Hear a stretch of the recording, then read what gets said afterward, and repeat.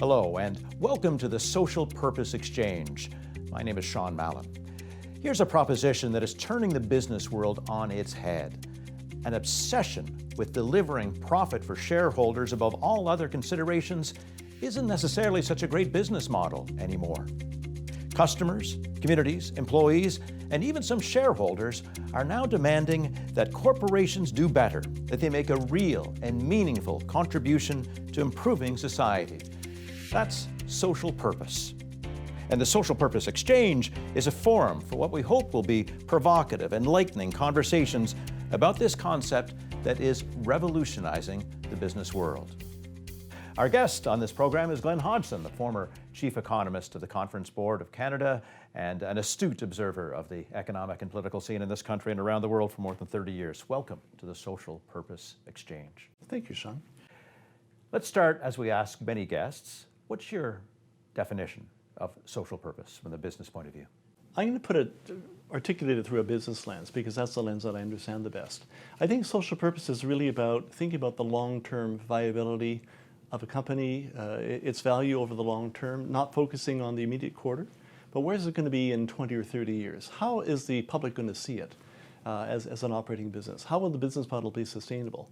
So that's the kind of anchor point that I would turn to for social purpose. What can you do that society would really value so much that you're still going to be around in 20 or 30 years?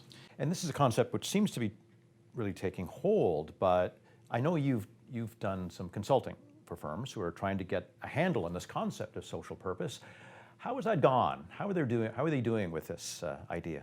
I think the answer is it's very uneven. Some firms get it, some firms are in a voyage towards getting it. Others don't even want to take it on. They're actually asking themselves really basic questions about why would I even do this?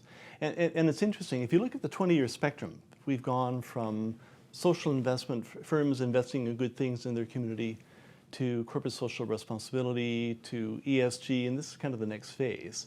And it's a voyage, and not all firms are on the same voyage at the same pace. Some firms, I'll give you a concrete example. Bell is out there right now. They have clearly grabbed mental health as their social purpose. They're building it into all their ads, all their brand building, and it's incredibly effective for them. They found something that really resonates with the public. But not every company is going to find a theme or a message that's going to resonate, or they're still searching for something that really has staying value. So when you're talking with CEOs, how do you explain the value proposition? Because companies exist to make money. How do you convince them that social purpose is also a good business proposition? I would really focus on long-term value creation, getting out of the quarter-by-quarter numbers, hitting your numbers this year, and thinking about how you're really going to sort of validate your existence. How are you going to provide something that's valued by consumers, by their businesses, by society, and that's going to help to ensure that you're around in 20 or 30 years. If you look at the churn that happens in the major stock indices for small business, firms sort of are born and die every day. And the death rate actually is amazingly high, even for large corporations. So if I was running a big company, and this is part of the pitch, if you're running a big company, think not just about where you are today in your current suite of products and services and competition. You have to kind of look over the hill. And where do you want to be 20 years from now to ensure that you're still creating shareholder value? One way to do that is by actually doing things that are really valued by society. So it's about a value proposition. It's about doing things that ensure your business is viable for the very long term. You mentioned Bell. Yep. So explain how their Let's Talk campaign ultimately delivers long-term shareholder value for a company like that. Well, I think it causes all of us as consumers to think about the product offerings, the choices we have as consumers. We know that there's multiple providers of telecom services, of internet services, and the like.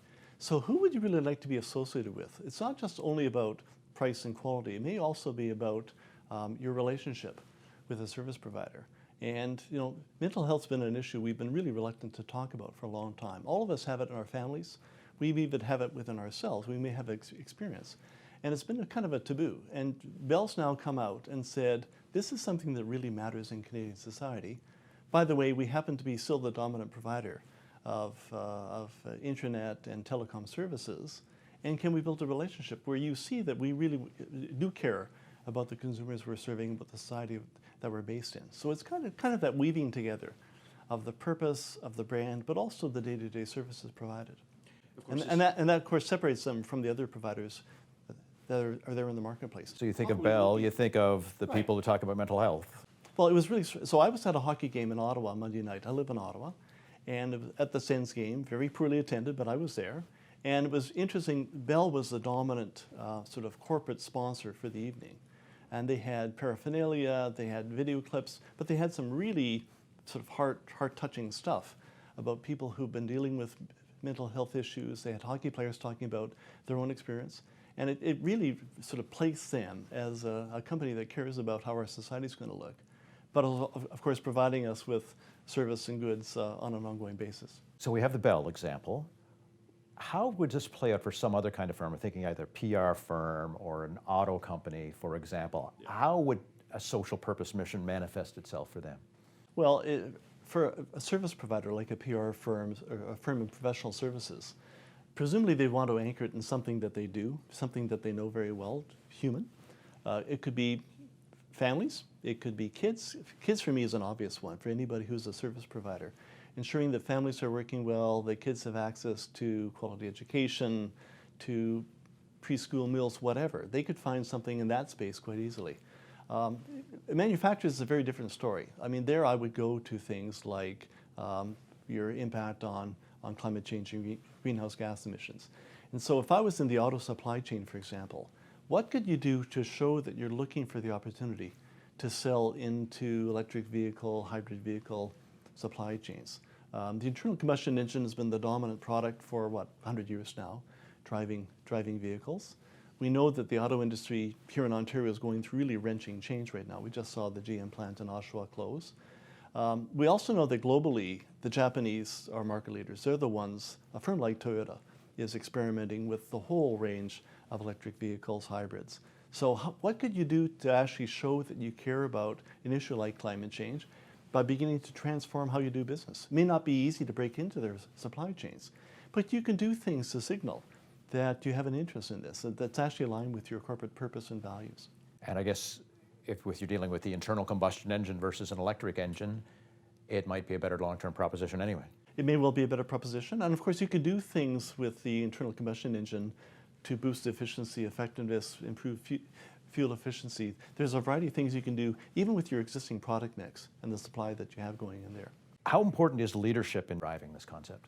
I think it's arguably the critical piece. And unlike other corporate initiatives, this is not something that the boss can delegate. You can't delegate this to a VP to go away and sort of have a budget and do it. It really is led by the top, so the relationship between the board chair, the CEO, the senior management team, I think is the critical piece here. And the CEO, the president, has to be in charge, has to be at the center of this, have their voice, their face, their thoughts attached to it to really be effective. So when you're talking with CEOs, how do you explain the value proposition? Because companies exist to make money. How do you convince them that social purpose is also a good business proposition? I would really focus on long-term value creation, getting out of the quarter-by-quarter numbers, hitting your numbers this year, and thinking about how you're really going to sort of validate your existence. How are you going to provide something that's valued by consumers, by their businesses, by society, and that's going to help to ensure that you're around in 20 or 30 years. If you look at the churn that happens in the major stock indices for small business, firms sort of are born and die every day. And the death rate actually is amazingly high, even for large corporations. So if I was running a big company, and this is part of the pitch, if you're running a big company, think not just about where you are today in your current suite of products and services and competition. You have to kind of look over the hill. And where do you want to be 20 years from now to ensure that you're still creating shareholder value?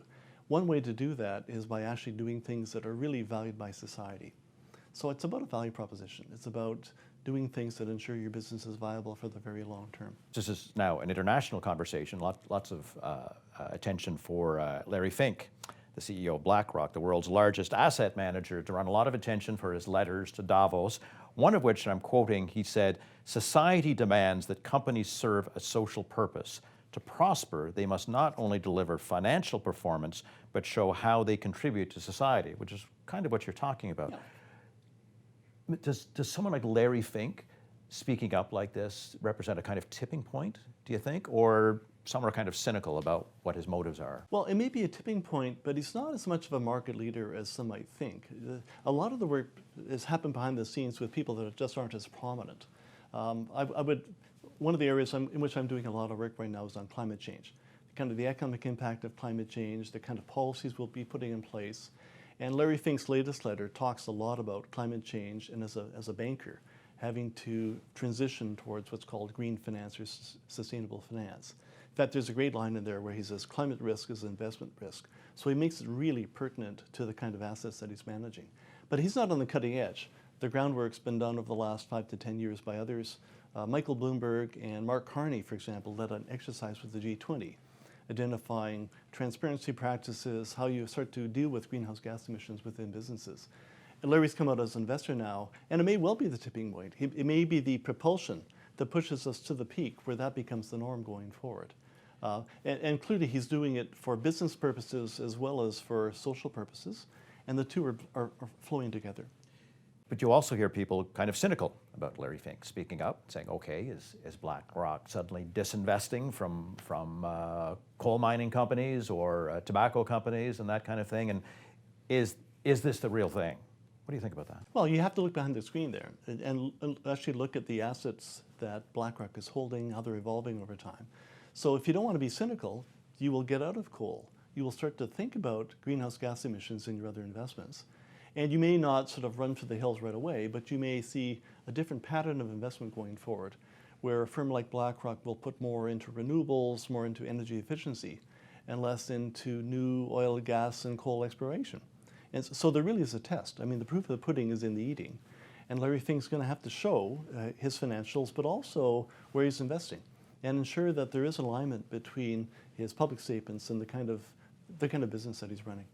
These are really challenging questions in Canada, of course, given that the energy industry is a big part of our economy. You wrote an interesting piece in the Globe a few weeks back, a couple of months back, about the concept of peak oil and how even if we move to a carbon neutral economy, we're still going to be necessarily using oil, just not necessarily the kind we burn. Could you speak a bit about that? How can this play out for energy companies, the concept of social purpose and climate change?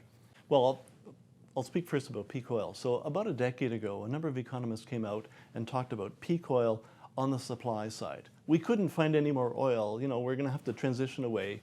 And of course, at the same time, people in the oil and gas industry were developing fantastic new technologies like fracking, able to suck oil and gas out of porous rock. We had the oil sands.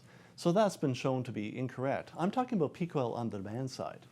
And all the forecasters around the world now are scrambling to try and anticipate how quickly we're going to adopt electric vehicles, move to renewables as sources of energy. And I do think that I can see peak oil at about 2025 in terms of global demand, and then declining. But the key point, I think this is your key point, is there'll still be demand for oil. Even if we stop combusting coal, oil, gas, and releasing greenhouse gases into the atmosphere, we're still going to use them as industrial inputs. So most forecasters think that global oil demand will be about half what it is currently in 2050 to 2070. There's still going to be a market. And therefore, it's strange to have a conversation in Canada. It's almost like we're in denial about the fact that oil will still be used as an industrial input. We'll still need pipelines. We'll still want to actually help our companies get their product to market. What we don't want to do is combust it and release the greenhouse gases into the atmosphere. So that's the whole conversation around peak oil. So with that in mind, what's your advice to energy companies in Canada about how to come to terms with the concept of social purpose as it applies to climate change? I'm wondering could they think of themselves in the same way that the big auto producers might move away from internal combustion engines to electric powered vehicles? In other words, the product's still there, but it changes. Speak about how it could apply for them. In the immediate term, they should be thinking about how to become the most efficient, lowest emissions producers of oil, gas, and whatever else. Same thing for the auto industry. How to be a step ahead of the competition. That will help to ensure that you can maintain your market share, maybe even grow your market share. Looking over the hill, knowing that the global market will probably be cut in half over the next 30 to 50 years, you have to start thinking now about how to diversify your business model. You're still going to be in business. You're not going to be selling the same kind of product in the same volume down the road, but you could be doing other things. You could become experts in energy distribution systems. You could actually move into renewables. You could move up the value chain. So there's lots of different things that firms in the sector can do. I think the key, though, is to sort of recognize that climate change is real. and we're going to be adapting to it. We'll have policies in place. Consumers are already changing their consumption patterns, and get ahead of the curve. Take the long view and think about your business viability now. Don't wait 20 or 30 years when we hit the peak oil. That's probably too late because somebody else will be ahead of you on the learning curve. There's been a lot of discussion about how to reliably measure social purpose. I mean, you think of the concept of greenwashing, for example, whether some companies are going to be having their actions back up their words. How are we going to measure social purpose? Somebody might do a beautiful PR campaign saying we really care about, the world and society, but if somebody pulls back the veil, maybe it's not so good. How can we believe it? How can we measure it? Well, if you start the conversation now about how to measure, that's probably a very good starting point. So a declaration of what you want to do. The Bell example, for example, saying that mental health is their social purpose. Improving awareness would be one measure. You can actually go out and do polling and see whether people are more open to talking about mental health issues. Is it causing people to actually go and seek help earlier? There's a variety of metrics you can identify early. But it's a key question in almost everything. I mean, what gets measured gets respected, and therefore defining how you measure, building methodologies is a big economist word, but how are you going to go about measuring it? Where are you going to gather the data is a really critical question. And arguably, as the firms think about social purpose, they should also be thinking about the messaging, not just now, but over time. And the measurement piece becomes really important to that. And it has to be believable, right? It has to be credible, or you're not going to really see the benefit. Absolutely. Back to the Larry Fink point. People won't believe the Blackrock statement about climate risk unless they see an evolution in their portfolio. See them, and not necessarily moving out of oil and gas, but moving into things that don't have greenhouse gas emissions attached to it. That builds credibility. I see that some European firms are already required to report what I guess it's called social value in that case. Is that a worthwhile consideration for Canada, do you think? Well, globally we're on a learning curve right now. I think we should probably start with things which are a little bit more immediate. For example, transparency on your business activities that link to climate, the kinds of greenhouse gas emissions that are in your business. That's where I would start because I think it's a really immediate issue. But I can see down the road where shareholders, where people that regulate equity markets may have an expectation for more transparency in what a business is actually doing. So social value, we may end up there, but we're putting that anywhere close to that right now. There's some thought that isn't this something that governments should be doing, and some natural suspicion about what corporations might be up to in this case? Are they trying to displace government? Are they trying to become government? Are they, rather than our democratically elected leaders? What are your thoughts on that? Well, in a perfect world, we would have perfect policies already in place that address this. And I'll give you the example again around climate policy. We've been allowing emitters of greenhouse gases to emit for free. We haven't put a price on the cost of those emissions. So if we'd moved 20 years ago to put a price on carbon, then there wouldn't be really a need, arguably. But we didn't. We're playing catch up. A lot of policies are poorly designed. It's actually probably, I would argue it's in the long-term interest of the shareholders and the companies to think about their social consequences and begin to do things now in advance of government action. Governments are not perfect. Governments often make terrible mistakes. And of course, we're in a country where we have 3 levels of government, in fact 4, when we had the indigenous communities.